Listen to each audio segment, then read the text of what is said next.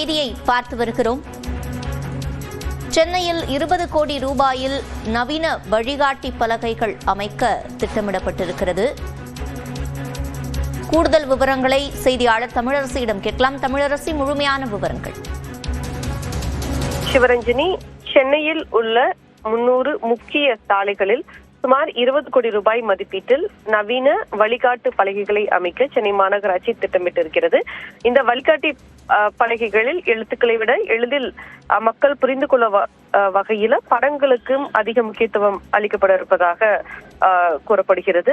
குறிப்பாக விபத்து பகுதிகள், பள்ளி குழந்தைகள் சாலைகளை கடக்கக்கூடிய இடங்கள், வேக தடைகள் ஆகியவற்றை படம் மூலம் முன்கூட்டியே எச்சரிக்கக்கூடிய வகையில் இது வடிவமைக்கப்பட இருக்கிறது. மேலும் இரவு நேரங்களில் ஓட்டுநருக்கு தெளிவாக அந்த வழிகாட்டி பலகைகள் தெரியக்கூடிய வகையில் ரிஃப்ளெக்டிவ் ஸ்டிக்கர்கள் உடன் இந்த பலகை வடிவமைக்கப்படுகிறது.